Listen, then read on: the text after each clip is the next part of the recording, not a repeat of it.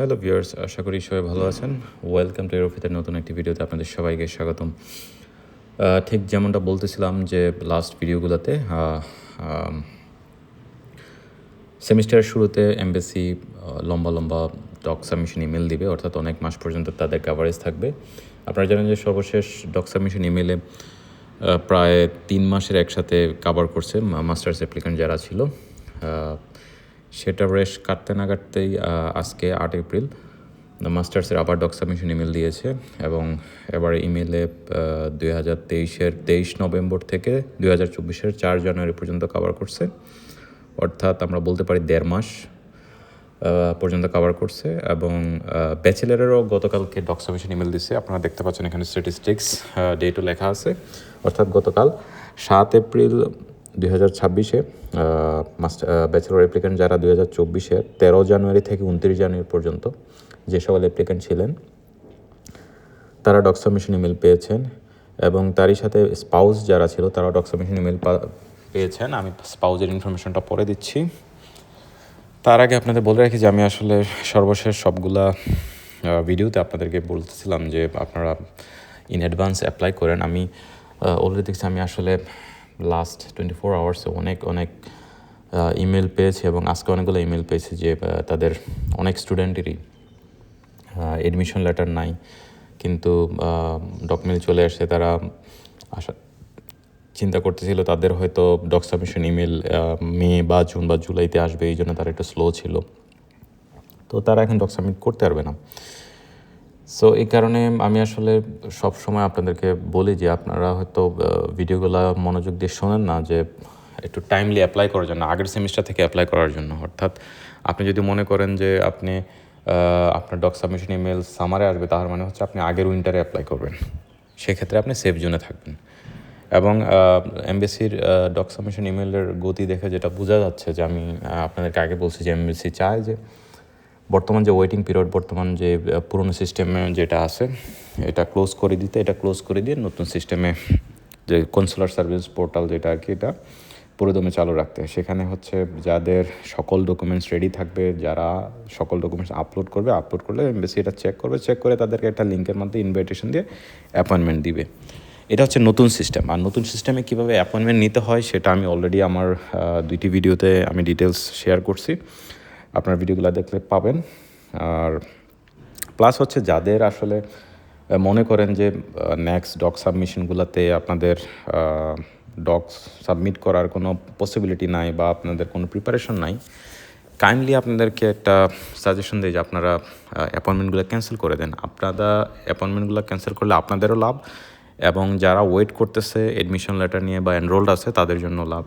আপনাদের জন্য কীভাবে লাভ সেটা আমি বলি। আপনি যদি এই অ্যাপয়েন্টমেন্টগুলো ক্যান্সেল করে দেন তাহলে হবে কি, এমবেসির যে কারেন্ট যে কার্যক্রম, কারেন্ট সিস্টেমে অর্থাৎ ওল্ড সিস্টেমে যে অ্যাপয়েন্টমেন্ট লিস্ট, ওইটা দ্রুত শেষ হবে। ওইটা দ্রুত শেষ হলে আপনার যখন এডমিশন লেটার থাকবে, আপনি তখন জানেন যে নতুন সিস্টেমে এডমিশন লেটার দিয়ে সকল ডকুমেন্টস দিয়ে দেন অ্যাপয়েন্টমেন্ট নিতে হয়। সো নতুন সিস্টেমে আপনি ইজিলি অ্যাপয়েন্টমেন্ট নিয়ে জার্মানিতে আসতে পারতেছেন, ওইখানে আপনার এত লম্বা সময় ওয়েট করা লাগবে না। ঠিক আছে? সো আপনি এখন ক্যান্সেল করতেছেন, এর মানে এই না যে আপনার জার্মানি আসা শেষ। আপনি এখন ক্যান্সেল করে দিলে এই কারেন্ট ওয়েটিং পিরিয়ডটা শেষ হলে কিন্তু আপনি নতুন সিস্টেমে খুব দ্রুত আপনি জার্মানিতে আসতে পারবেন। আপনি এখনকার যে অ্যাপ্লিকেন্টসরা 2 বছর 2.5 বছরে ওয়েট করা লাগছে, আপনার ততদিন ওয়েট করা লাগবে না। আমরা যেটা দেখতেছি যে উইদিন 1 ইয়ার কারেন্ট যে ওয়েটিং পিরিয়ড, কারেন্ট যে সিস্টেমে অ্যাপয়েন্টমেন্ট ছিল ওইগুলা ক্লিয়ার হয়ে যাবে। অর্থাৎ 27-এর মাঝামাঝি থেকে বর্তমান স্পিড অনুযায়ী চললে 27-এর মাঝামাঝি থেকে আমরা আশা করতে পারি যে কনসুলার সার্ভিস পোর্টাল বা সিএসপি পোর্টালে অ্যাপয়েন্টমেন্ট দেওয়া শুরু হবে। আর এখানে হচ্ছে স্পাউস বা ফ্যামিলি রিনিউয়াল অ্যাপ্লিক্যান্ট যারা আছেন তাদের গতকাল 7 এপ্রিল 2024-এর 18 জানুয়ারি পর্যন্ত ডকুমেন্ট সাবমিশন ইমেল দিয়েছে। স্পাউজের আসলে ভিউয়ার্স খুব কম, এই জন্য আমি স্পাউজের ডিটেলস ইনফরমেশন এখানে শেয়ার করি। আর স্পাউজের হচ্ছে অ্যাপ্লিকেন্টসও কম থাকে, আর স্পাউজের প্রসেসিংটাও একটু টাফ। সো এটা হচ্ছে যারা অ্যাপ্লাই করে তারা নিজেরা বিভিন্নভাবেই এটা করে নেয়। সো এই কারণে আমার চ্যানেলটাতে আসলে স্পাউজের ইনফরমেশন একটু কম। তো পরবর্তী অ্যাপ্লিক্যান্ট যারা আছেন তাদেরকে আমি কাইন্ডলি একটা অ্যাডভাইস দিই, যাদের এডমিশন লেটার নাই, যেটা যদি মনে করেন যে আপনার ডক সাবমিশন চলে আসবে নেক্সট ডক সাবমিটে, তো আপনারা ট্রাই করবেন যে লাস্টের স্লটগুলো বিএফএসের বুক দেওয়ার জন্য, মানে মোটামুটি আপনি লাস্টের স্লটগুলো বুক দিলে মোটামুটি 50 দিন, 40 থেকে 50 দিন সময় পাবেন। এই 40 থেকে 50 দিনের মধ্যে যদি অ্যাডমিশন চলে আসে আপনি এমবিসি ফেস করতে পারবেন। তবে আপনি যদি মনে করেন যে না আমি এখন আইএলস দেই নাই, দিব শেষে দিব, এটা আসলে আপনি একটা চরম বোকামি করতেছেন। আপনি অ্যাজ আর্লি অ্যাজ পসিবল মানে একটু হার্ড ওয়ার্ক করে আইএলস দিয়ে পরীক্ষা দিয়ে রেজাল্ট নিয়ে তাড়াতাড়ি অ্যাপ্লাই করেন। অনেকগুলো ইউনিভার্সিটি আপনি দেখবেন যে যখন এপ্রিল শেষ হয়ে যাবে অনেকগুলো ইউনিভার্সিটি দেখবেন যে আপনার প্রোফাইলের সাথে ম্যাচ করছে, বাট আপনি অ্যাপ্লাই করতে পারেন, আপনি ঠিকঠাক মতো দেখেন নাই বা আপনি জানেন না। এরকম অনেক ইউনিভার্সিটি আছে যে এই মাসে ক্লোজ হয়ে যাবে 30 এপ্রিল। অনেক ইউনিভার্সিটি আছে যেগুলোতে আপনি ফি ছাড়া ফ্রিলি আপনি শুধুমাত্র মিডিয়াম অফ ইনস্ট্রাকশন বা কোনো খরচ ছাড়াই আপনি অ্যাপ্লাই করতে পারেন। ঠিক আছে, সো এই জন্য বলি যে যারা এখন অ্যাপ্লাই করেন নাই বা প্রসেসিংয়ে আসেন, as early as possible apply করেন। জার্মানিতে অ্যাপ্লাই করা খুব সহজ, আমি সবসময় বলি। ইউটিউবে বিভিন্ন জায়গায় ভিডিও দেখলে বা ফেসবুকে দেখলে আপনারা নিজেরাই অ্যাপ্লাই করতে পারবেন। না পারলে এখানে আমাদের হচ্ছে ইউরোফিদার ইমেল আছে, eurofeather.de@gmail.com, এখানে আপনি মেল করতে পারেন। আপনাদের যদি কারো প্রফেশনাল সার্ভিস লাগে, আমাদের টিম আছে, তারা আপনার প্রসেসিং করে দিবে। সেক্ষেত্রে হয়তো আপনাকে কিছু পরিমাণ চার্জ দিতে হইতে পারে। সো এটা আসলে নট কাইন্ড অফ এজেন্সি, এটা এজেন্সি না। সো আপনি চাইলে এভাবেও করতে পারেন, অথবা আপনার কোনো ফ্রেন্ড যারা অলরেডি জার্মানিতে আছে বা অলরেডি অ্যাপ্লাই করছে তাদের হেল্প নিতে পারেন, তাদেরকে বলতে পারেন। এটা খুব ইজি।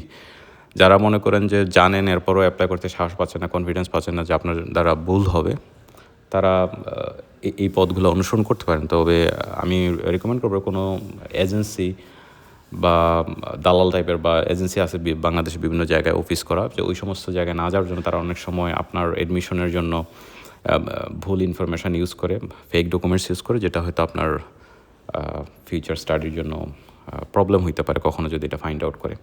ঠিক আছে, সো এই বিষয়টা খেয়াল রাখবেন। আর as early as possible apply করুন। আর নেক্সট অ্যাপ্লিকেন্ট যারা আছেন জানুয়ারি, ফেব্রুয়ারি, মার্চ, এপ্রিল, মে, তারা আপনাদের প্রিপারেশন সম্পূর্ণ করুন। April, May, June, July, August, even September applicant যারা আছেন তারা অবশ্যই অক্টোবর পর্যন্ত তারা অবশ্যই এই উইন্টারে অ্যাপ্লাই করতে ভুলবেন না।